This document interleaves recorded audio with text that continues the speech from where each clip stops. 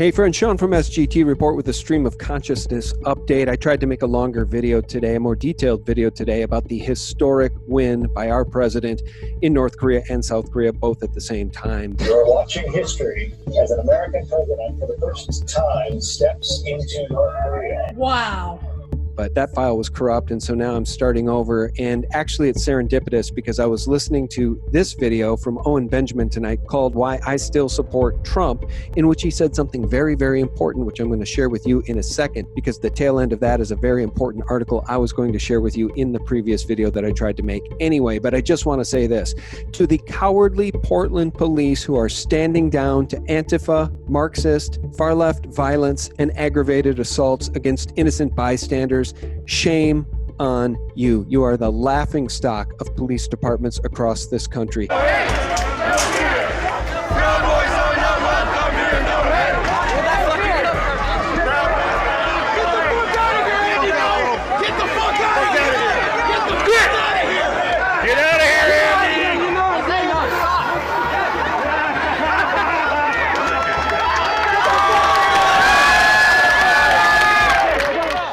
Michelle Melkin set up a GoFundMe for independent journalist Andy No, I hope I'm pronouncing that right, who was brutally assaulted almost to the point of death because he has brain bleeding and was admitted to the hospital. Michelle Melkin has all of it documented on her Twitter account. The people that attacked him and an old man and others need to be brought to justice. These were attempted murders, aggravated assault with a deadly weapon, a crowbar, or other deadly weapons.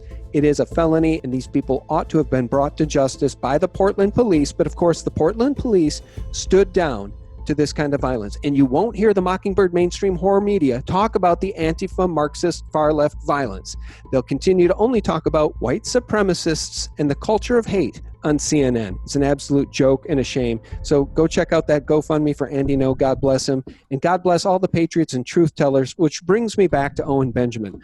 Owen Benjamin said something very, very important in this piece as to why he still supports Trump. And it's all about pedophilia and human traffickers that are now being brought to justice. Trump's still my guy. And I'll tell you why. I just talked to a buddy who knows a lot more about this stuff than me.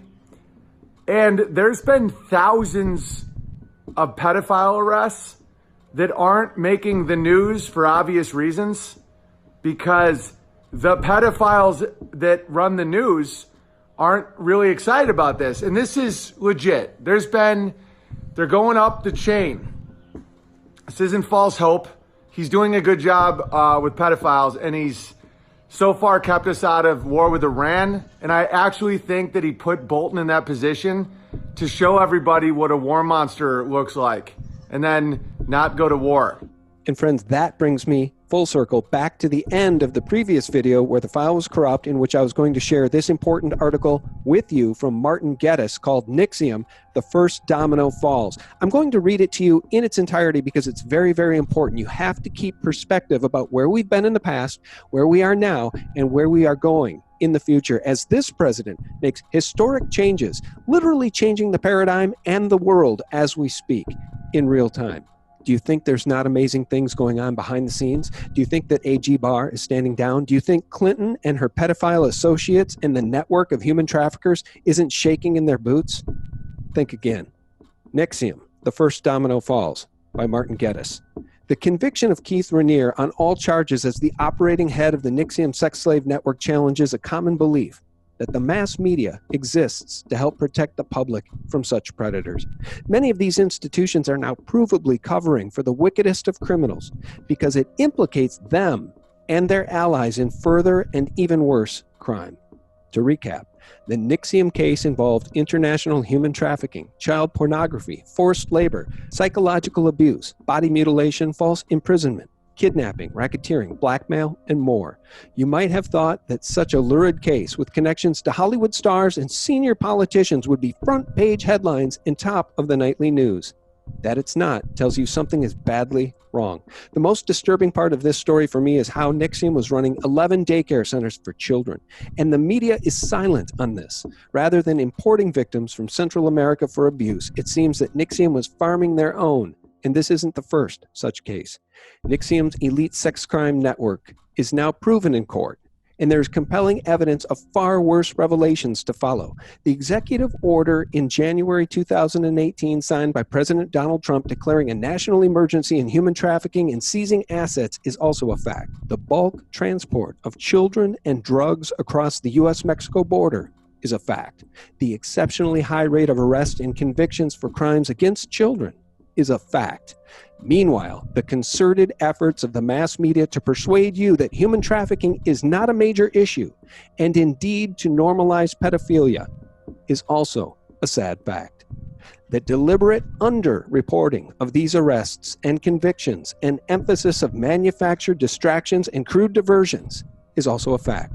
The difficulty of taking basic preventative actions against smuggling children, like a physically secure border, is also a tragic fact. And by the way, friends, I'll add, you can blame the Democrats. These facts all point to a very disturbing picture, not just of widespread sexual violence by a privileged class, but also of systematically corrupted justice and media institutions protecting them and their supply of victims. Journalism is meant to work for us, the public, and direct justice to those who are most vulnerable. Clearly, mainstream journalism has failed here. Friends, I will add this. You'll recall Jennifer Tapper, Jake Tapper's wife, saying their favorite family restaurant was Comet Ping Pong, and their favorite date night restaurant, Buck's Camping and Fishing. That NXIVM has only come to light now, especially if you are first learning about this from me, Martin Geddes.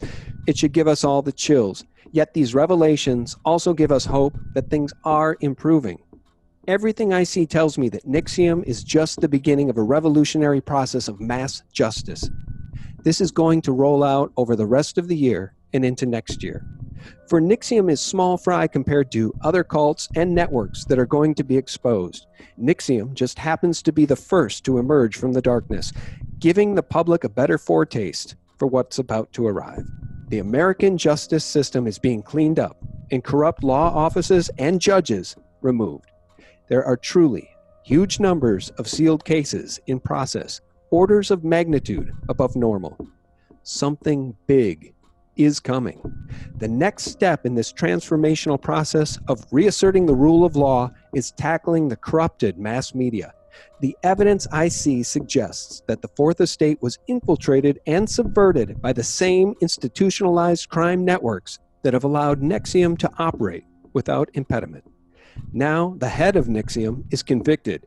It sets up a chain of evidence that allows for the customers of these trafficking networks to be prosecuted. What has gone on behind closed doors is a real-life horror show, with access to children being the currency of corrupt power. Many rich and famous people will be going to prison. NXIVM is a wake-up call for everyone. The sick reality of our society is not going to be easy to accept, and the mainstream media is deliberately withholding it from us. That's a conspiracy fact. Friends, I'll leave you with this. You'll recall Jimmy Savile and his crimes against children for decades covered up by the royal family. You'll recall the leaked Podesta emails using pedophilic language. You'll also recall convicted pedophile Jeffrey Epstein in Epstein Island, Little St. James. There's so much more to come, so much more going on, and so much of it lands at the very feet of the Clintons, who came to Laura Silsby's aid in Haiti as she tried to traffic out 33 children. We are just seeing the very tip of the iceberg, and NXIVM tells us what's below the surface of the water is far, far larger than what we've been able to see so far. And that's a conspiracy fact. Thank you so much for tuning in. God bless you all. God bless the truth tellers, and God bless this president and the United States of America. For real news 24/7, please visit us at sgtreport.com. The antidote to corporate propaganda and mockingbird mainstream media lies. Thanks for tuning in. Bye-bye. You know, people are leaving the bought-off lamestream fake media sources. They have been leaving in droves, and I believe it will only escalate over the coming months leading up to the election. The deep state and their tentacle, the bought-off lamestream fake media, they're petrified.